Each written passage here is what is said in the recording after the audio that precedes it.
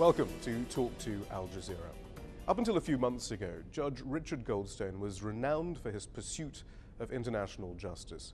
His work in South Africa after the fall of apartheid is credited with helping the reconciliation process there. It was he and his team that uncovered the secret abuses of the regime.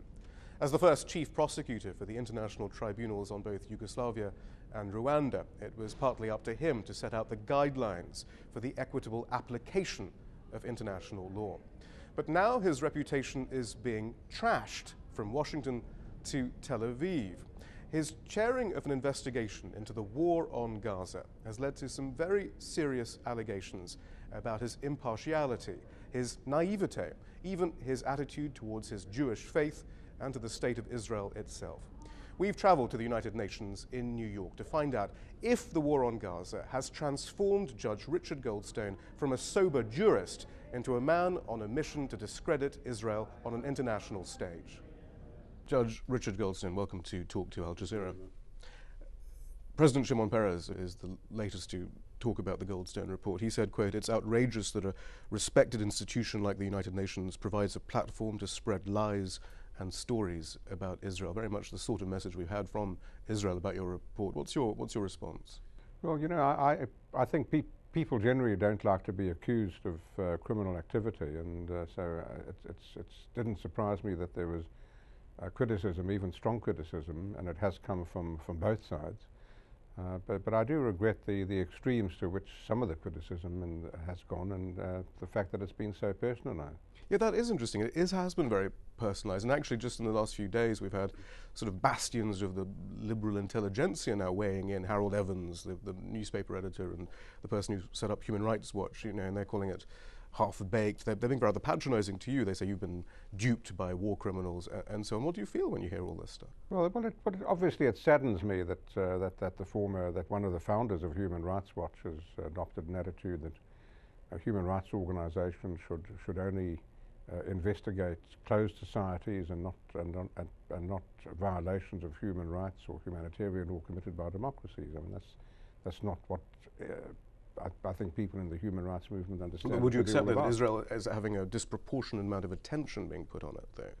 Well, I suppose you know that's I suppose a sign of success. It wasn't the report certainly hasn't been ignored, and as I say, I suppose that's something that I think when one takes a step back, and I think with the passage of time, I hope it will be seen to be having served some useful purpose. But amongst the other personal accusations are that you're doing this out of personal ambition, that you may one day want to be UN Secretary General. It was one thing I read, and that's why you want to get your name back in the limelight and so on. Right. Well, what do you say to that?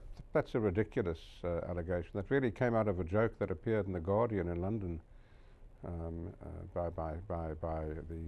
by a journalist who put it as a joke. And in fact, I remember calling him back and leaving, and he wasn't there. I left a message to say that Richard called. But it was really at the level of a joke, and it's now been elevated to something that came out of the Johannesburg barn. But that's a sort of personal attack that hasn't. This is not a first time for me. I had it in South Africa. Investigated violence there. And they say that you didn't actually investigate crimes by the ANC, just by the apartheid. No, regime. Both. On both. Right. We looked at violence on all sides. And I was attacked vehemently by government supporters and by ANC supporters. But I mean, again, another tag being used is, and this was by Harold Evans in the London Guardian or the Manchester Guardian, saying that the report itself is half-baked. And I suppose, I mean, it's a 600-page report, and if anything, actually, I would suggest it was rather distressingly annotated and backed up. Do you ever get the impression that no one's actually, or many of these detractors have actually read this report? I've no doubt. Many of the critics, I would say the overwhelming majority of the critics, haven't read the report. And what proves that, I think, is the level of criticism doesn't go to the substance of the report. There still haven't been responses to the really serious allegations that are made. And it's interesting because, I mean, you do deal with many of the defences put up by spokespeople for the Israeli government, such as, look, we were under constant attack, we have a right to self-defense, Hamas used human shields, and so on. But you do deal with each one of these arguments in the report and acknowledge them and give arguments against them, but I've heard them from Israeli spokespeople being used again there. It's very strange, actually. I mean, can we put most of those arguments to rest now, though? And ultimately, this idea that the IDF uses the utmost care in its military operations. Doesn't your report finally put that idea to rest? Well, I would have hoped so, and this is why it's really crying out for a proper investigation. I mean, ours was a fact-finding mission. It wasn't a criminal investigation. We didn't look into the criminal liability of a single person. That needs to be done on both sides. But I mean, next time though, an Israeli spokesperson says, "We were under attack. No country can stand this. We have a right to self-defense." What would the response be based on the findings of your report? Well, we didn't look at that at the justification for the military operations at all. We took them as a given. What we looked at wasn't what's known in technically as jus ad bellum, the right to use force. We looked at jus in bellum, the way force was actually used. So we didn't question. But are they not connected? That seems to be the Israeli argument. Absolutely not. The international humanitarian law deals with the way wars are fought, not whether they're just wars or unjust wars or legal wars or illegal wars. So we didn't question Israel's right of self-defense. So where does that leave the Obama administration's response? Well, you know, it seems to be still developing. It's been ambivalent, I think. The Obama administration joined our recommendation calling for full good faith investigations both in Israel and in Gaza, but said that the report was flawed. But I've yet to hear from the Obama administration what the flaws in the report that they've identified are. I mean, I'd be happy to respond to them if and when I know what they are. I mean, on the morning that the report was released, the White House spokesman said they had concerns, but then admitted that he hadn't read the report. Right.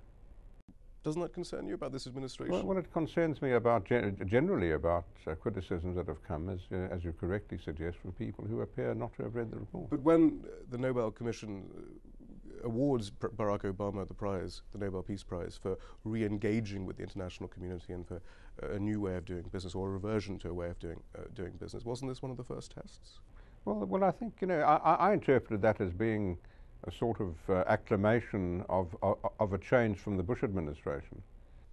But no, I mean, the Commission, the Nobel Commission said that he was re-engaging with international bodies. I mean, if the UN Human Rights Council, and actually the US getting its seat back on the UN Human Rights Council has been seen as a sign that things have changed. Have moved. Well, they have changed. I think that's unquestionably so. But they've dismissed your report without reading it. Well, I don't think they dismissed it. I think, as I say, they joined it to a certain extent and said there were some flaws which, as I've said, haven't been identified. But I don't think it's been dismissed.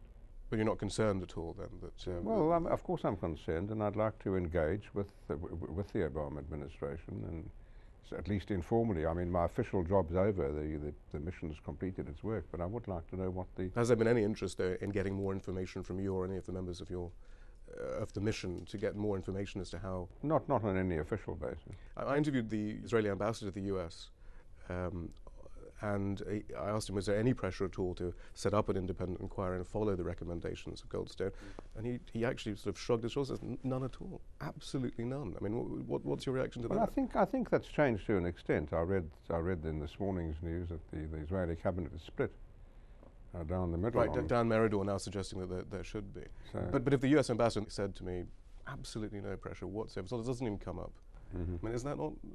Well, that disappoints me, because I think the report, but also it's not only the report. There have been many requests from Israeli and Palestinian organizations, human rights organizations, for months, calling for open investigations into the... But given the gravity of what you found in this report, though, I mean, can one just take the sort of well, you know, it's bad, but we'll give the Obama administration the benefit of the doubt.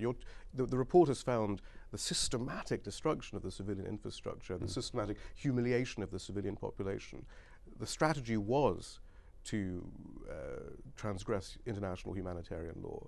Doesn't that require immediate action? Well, I would have thought so, but it's disappointing that it's that it's being but just put off and. Well, Judge Goldstone, we're going to take a break, but we'll come back and look at some of the details inside the report in a few moments. We'll be right back.